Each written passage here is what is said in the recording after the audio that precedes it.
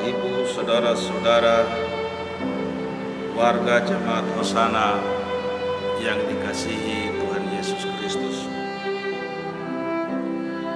Saat ini kami dari Majelis Jemaat Hosana hadir lagi di hadapan Ibu Bapak dan saudara-saudara sekalian menyampaikan firman Tuhan sebagai aktivitas rutin ibadah rumah tangga mingguan yang biasanya dilaksanakan setiap hari Kamis petang. Barangkali ini pertama kali dalam sejarah gereja bahwa aktivitas peribadatan terpaksa harus dihentikan secara universal karena wabah virus corona lagi berkecamuk di seluruh dunia dan mengancam keselamatan jiwa umat Tuhan.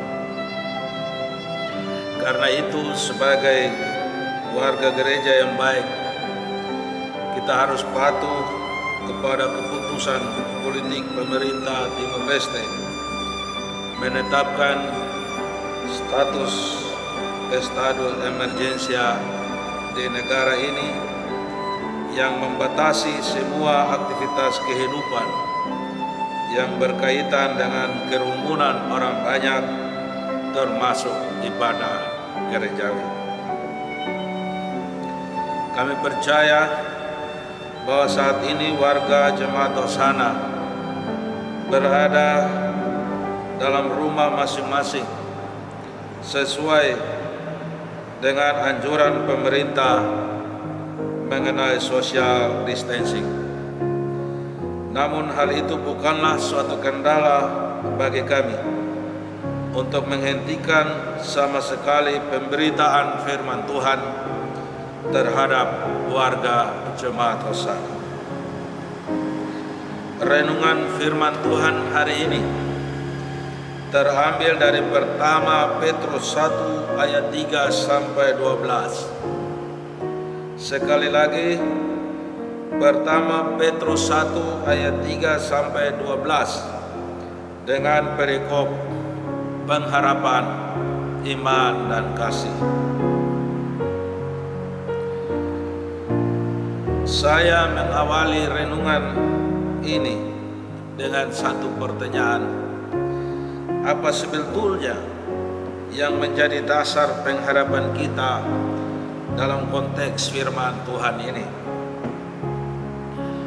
Pada saat Tuhan Yesus masih bersama-sama dengan murid-muridnya, seringkali murid-muridnya menunjukkan sikap bersungut-sungut terhadap Tuhan Yesus. Hal ini tersirat dalam Yohanes 18 ayat 17, 26 dan 27 yang mengungkapkan 3 kali penyangkalan Petrus terhadap Tuhan Yesus. Begitu juga di dalam Yohanes 6 ayat 66 yang mengatakan sejak waktu itu murid-muridnya mengundurkan diri dan tidak lagi mengikuti Dia, Yesus, sebagai reaksi ketakutan dari pernyataan Yesus pada Yohanes 6 ayat 53. Di sisi lain, di saat Yesus telah mati, para muridnya sering menghindar dari kerumunan orang banyak untuk menyembunyikan identitas mereka sebagai murid Yesus. Ketiga fakta ini menunjukkan bahwa para murid Yesus sendiri pada saat itu masih labil akan pengharapan mereka terhadap eksistensi keilahian Yesus. Karena itu para murid Yesus mengalami kebingungan dan ketakutan pada saat Yesus disalibkan dan mati. Pengharapan para pengikut Yesus itu hidup kembali saat kebangkitan Yesus. Perjumpaan mereka dengan Yesus adalah suatu kesaksian yang paling kuat dan mampu merubah total keimanan mereka. Terang Kristus menerangi hati mereka dan Roh Kudus memimpin hidup mereka. Para murid tidak lagi bimbang, bersembunyi dan takut bersaksi tentang kebenaran Tuhan Yesus. Tetapi mereka justru lebih berani dan frontal dalam pemberitaan Injil Yesus ke seluruh pelosok dunia. Mereka tidak lagi takut terhadap teror, ancaman, bahkan tetap bersukacita dan bersaksi di tengah-tengah siksaan keji yang mereka alami. Bahkan Petrus sewaktu mau disalibkan, dia meminta disalibkan terbalik dengan kepalanya ke bawah, karena tidak layak disalibkan seperti Yesus. Kesukacitaan Petrus menjalani penderitaan ini menggambarkan kebangkitan Yesus Kristus sebagai sebuah kehidupan baru, bahwa kematian bukan akhir dari kehidupan orang percaya. Ibu, bapak, dan saudara-saudara sekalian yang dikasihi dalam Tuhan Yesus Kristus, tidak ada seorang pun yang berhak menerima pengharapan karena keinginannya sendiri. Kalau kita boleh beribadah dengan tenang, mendengarkan firman Tuhan dengan bebas, kalau kita sadar untuk tidak terlibat dalam perbuatan yang tidak benar, dan kalau kita menyadari bahwa itu semua adalah rahmat-Nya Tuhan yang besar, maka hal itu akan mengubah seluruh kehidupan kita. Ada beberapa contoh real. Ada orang yang dulunya setiap hari keluyuran hingga pagi dan hanya berharap kapan rezeki akan datang. Ada yang menjadi pengedar atau pengguna narkoba, lalu kemudian mereka berubah drastis menjadi pelayan-pelayan yang aktif. Jika orang bertanya, mengapa hidupku bisa berubah seperti ini? Mengapa engkau tidak lagi keluyuran? Mengapa engkau tidak lagi menjual narkoba? Mengapa engkau rajin ke gereja? Bisakah kita menjawab bahwa itu adalah karena pengharapan yang ada pada kita? Bisakah kita menjawab bahwa setelah mendengar pemberitaan Injil, Roh Kudus bekerja di dalam hati dan kita mengalami perubahan? Ibu, bapak, saudara-saudara sekalian yang dikasihi Tuhan Yesus Kristus, syarat penting yang diperlukan untuk memperoleh perlindungan Allah adalah iman. Allah melindungi kita dengan kasih karunia-Nya, tidak bekerja sembrono. Iman yang hidup di dalam Kristus sebagai Tuhan dan Juru Selamat adalah iman yang tumbuh di atas pencobaan. Kita harus bersukacita di dalam pencobaan karena tetap setia kepada Kristus di tengah-tengah semua itu akan memurnikan iman kita dan menghasilkan pujian, kemuliaan, dan hormat kita bagi Tuhan Yesus pada saat kedatangannya. Tuhan memandang ketabahan kita dalam pencobaan dan iman kita pada Kristus sebagai hal yang sangat berharga baginya.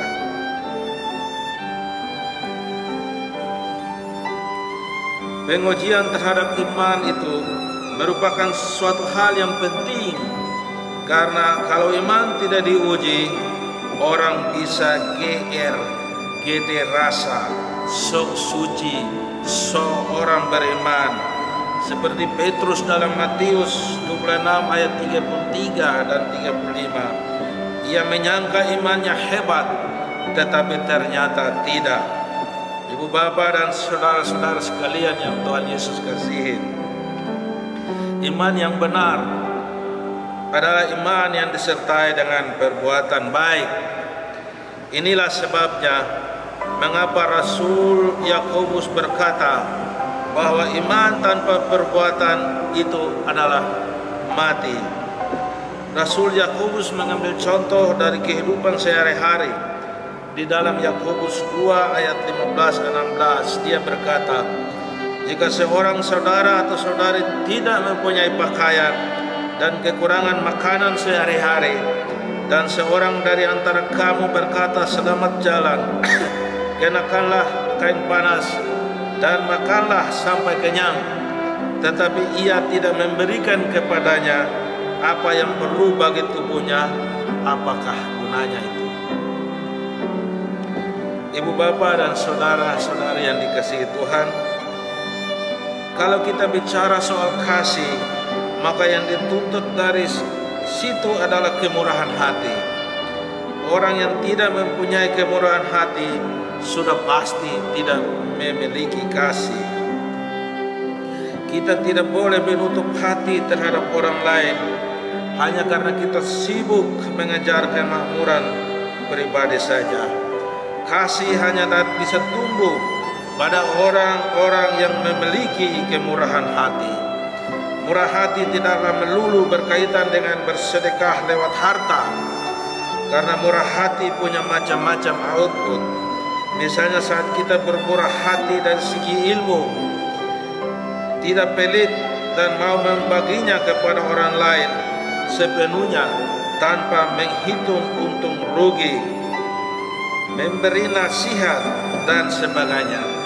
Yang pasti orang yang murah hati akan selalu senang jika membantu orang lain. Orang yang murah hati tidak memiliki agenda-agenda terselubung dan mengharapkan keuntungan atau balas jasa dalam memberi. Ibu bapa dan saudara-saudari yang dikasihi Tuhan Yesus, saat ini seluruh bangsa sedang diamuk warga wabah virus corona. Virus corona begitu berbahaya dan menakutkan sehingga seluruh bangsa menghentikan aktivitasnya dan bahu-membahu perang melawan corona. Virus ini mematahkan arogansi segelintir manusia yang sebelumnya saling umbar kekuatan, umbar kekayaan, umbar keangkuhan, ambisi perang, pemaksaan kehendak, serta hidup di dalam ketidakjujuran. Semua itu tidak lagi terlihat saat ini. Yang terlihat adalah semua bangsa, semua suku saling menawarkan dan meminta pertolongan satu dengan yang lain. Akankah manusia akan menjadi lebih toleran, mengasihi, melayani sebagai impak dari wabah virus corona ini? Ataukah virus corona akankah membawa malapetaka bagi umat manusia? Mari kita cermati. Yesaya 26 ayat 20-21 mengatakan, mari bangsaku, masuklah ke dalam kamarmu, tutuplah pintumu, sesudah engkau masuk, bersembunyilah barang sesaat lamanya, sampai amarah itu berlalu. Sebab sesungguhnya Tuhan mau keluar dari tempatnya untuk menghukum penduduk bumi karena kesalahannya. Dan bumi tidak lagi menyembunyikan darah yang tertumpah di atasnya, tidak lagi menutupi orang-orang yang mati terbunuh di sana. Sebagai orang beriman kepada Yesus Kristus, kita percaya bahwa Tuhan punya rencana yang indah dengan kejadian ini bagi umat manusia. Karena itu kita tidak perlu takut yang berlebihan.